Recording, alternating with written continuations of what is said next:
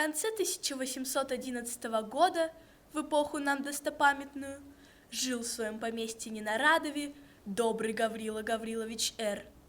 Он славился во всей округе гостеприимством и радушием. Соседи поминутно ездили к нему поесть, попить, поиграть по 5 копеек в бастон с его женой Прасковьей Петровной. А некоторые для того, чтобы поглядеть на дочку их, Марью Гавриловну, стройную, бледную, 17-летнюю девицу. Она считалась богатой невестою, и многие прочили ее за себя или за сыновей. Марья Гавриловна была воспитана на французских романах и, следовательно, была влюблена. Предмет избранный ей был бедный армейский прапорщик, находившийся в отпуску в своей деревне. Само по себе разумеется, что молодой человек пылал равную страстью, и что родители его любезной, заметив взаимную склонность, запретили дочери о нем и думать, а его принимали хуже, нежели отставного заседателя. Наступила зима и прекратила их свидание. Но переписка сделалась тем живее. Владимир Николаевич в каждом письме умолял ее предаться ему, венчаться, тайно скрываться несколько времени, броситься потом к ногам родителей, которые, конечно, будут тронуты постоянством любовников, и скажет им непременно: «Дети, придите в наши объятия». Марья Гавриловна долго колебалась. Множество планов побега было отвергнуто. Наконец, она согласилась. В назначенный день она должна была не ужинать и удалиться в свою комнату под предлогом головной боли. Девушка ее была в заговоре. Обе они должны были выйти в сад через заднее крыльцо, найти за садом готовые сани, садиться в них и ехать за 5 верст от Ненарадова в село Жадрино, прямо в церковь, где уж Владимир должен был их ожидать.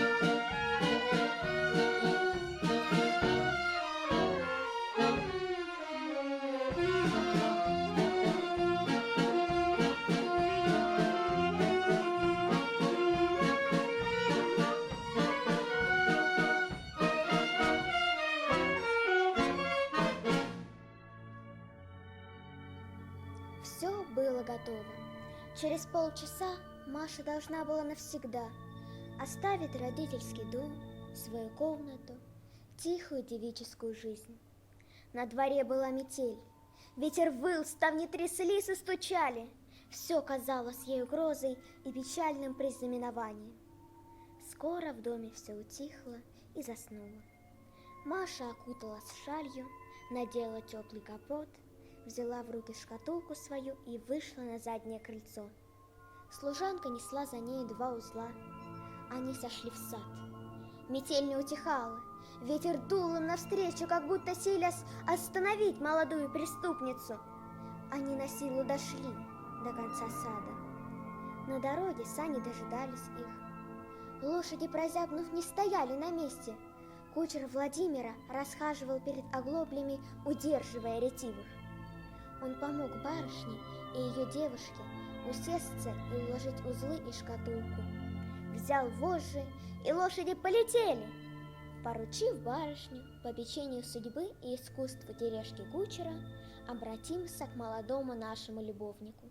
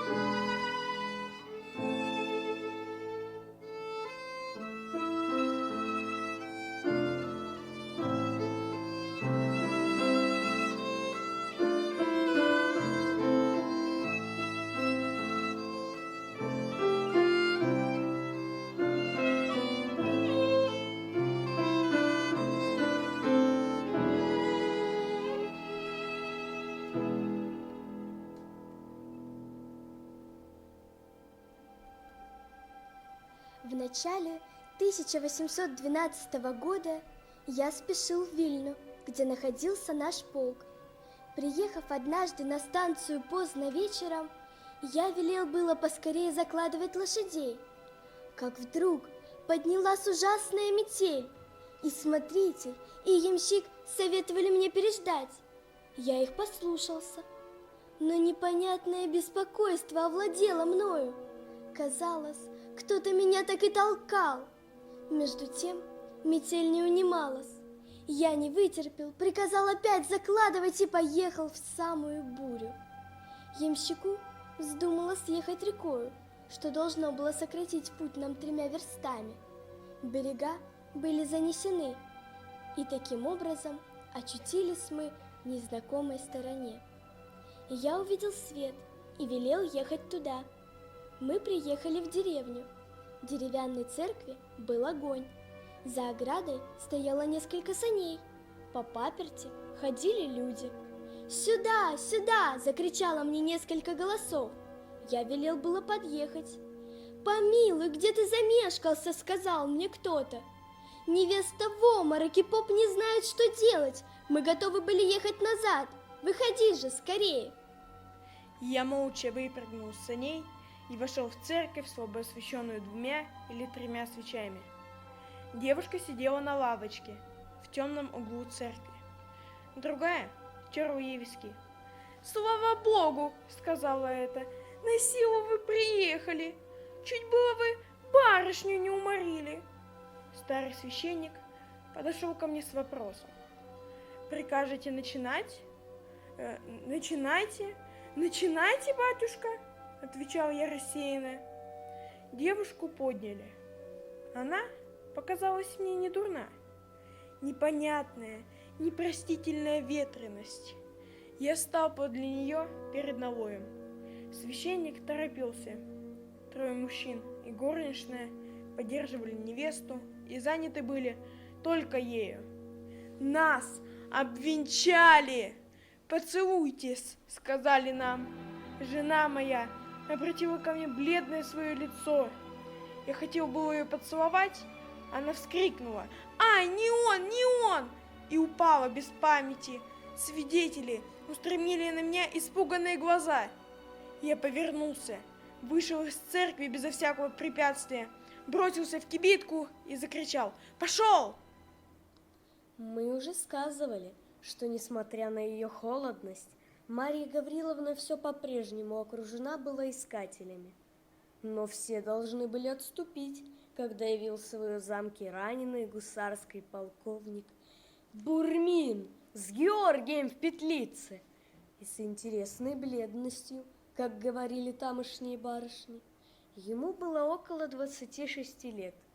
Он приехал в отпуск в свои поместья, находившиеся по соседству деревни Марьи Гавриловны. Марья Гавриловна очень его отличала. При нем обыкновенная задумчивость ее оживлялась. Нельзя было сказать, чтобы она с ним кокетничала. Бурмин был в самом деле очень милый молодой человек. Он имел именно тот ум, который нравится женщинам, ум приличия и наблюдения, безо всяких притязаний и беспечно насмешливый. Поведение его с Марьей Гавриловной было просто и свободно. Но что бы она ни сказала или не сделала, душа и взоры его так за нею исследовали. Он казался нрава тихого и скромного. Но молва уверяла, что некогда был он ужасным повесою. И это не вредило ему во мнении Марьи Гавриловны, которая, как и все молодые дамы вообще, с удовольствием извиняла шалости, обнаруживающие смелость и пылкость характера. Но более всего, более его нежности, более приятного разговора, более интересной бледности, более перевязанной руки, молчание молодого гусара более всего подстрекало ее любопытство и воображение. Она не могла не сознаваться в том, что она ему очень нравилась.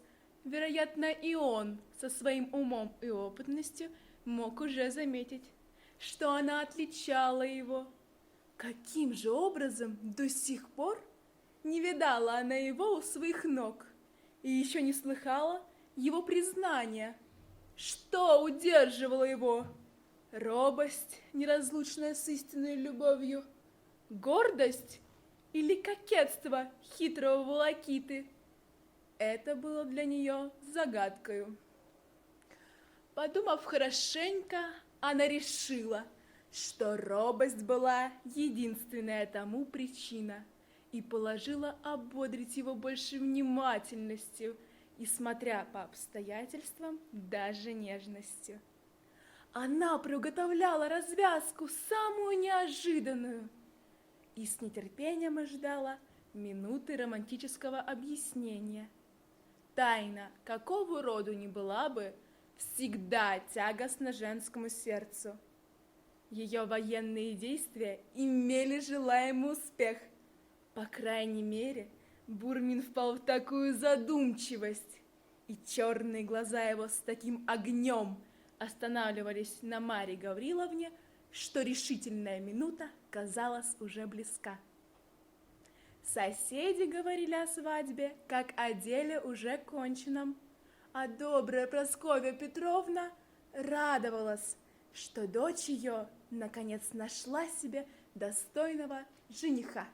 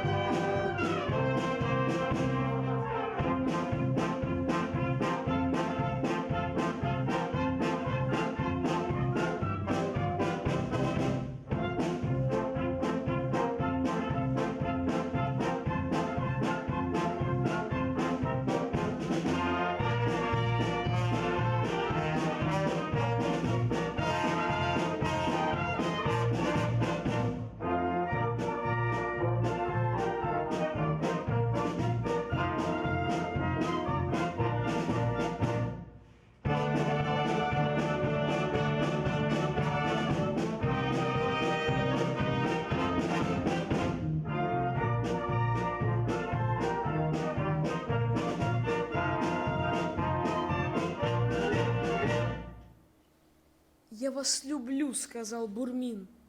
«Я вас люблю страстно». Я поступил неосторожно, придавая смелой привычке видеть и слышать вас ежедневно. Теперь уже поздно противиться судьбе моей. Воспоминание об вас, ваш милый несравненный образ отныне будет мучением и отрадою жизни моей. Но мне предстоит исполнить тяжелую обязанность, открыть вам ужасную тайну и положить между нами непреодолимую преграду. Она всегда существовала, прервала живостью Марья Гавриловна. Я никогда не могла быть вашей женою. Знаю, отвечал он ей, знаю, что некогда вы любили, но смерть и 3 года сетований. Добрая, милая Марья Гавриловна, не пытайтесь лишить меня последнего утешения. Мысль, что вы бы согласились сделать мое счастье, если бы. Молчите, ради Бога, молчите, вы терзаете меня. Да, я знаю, я чувствую, что вы были бы моею, но я несчастнейшее создание. Я женат. «Боже мой!» — закричала Марья Гавриловна. «И вы не знаете, что сделалось с бедной вашей женою?» «Не знаю», — отвечал Бурмин. «Не знаю, как зовут деревню, где я венчался, не помню, с которой станции поехал. В то время я так мало полагал важности в преступной моей проказе, что, отъехав от церкви, заснул и проснулся на другой день, поутру, на 3-й уже станции. Слуга, бывший тогда со мною, умер в походе, так что я не имею надежды отыскать ту, над которой подшутил я так жестоко, и которая теперь так жестоко отомщена». «Боже мой!» — сказала Марья Гавриловна, схватив его руку. «Так это были вы! И вы не узнаете меня?» Бурмин побледнел и бросился к ее ногам.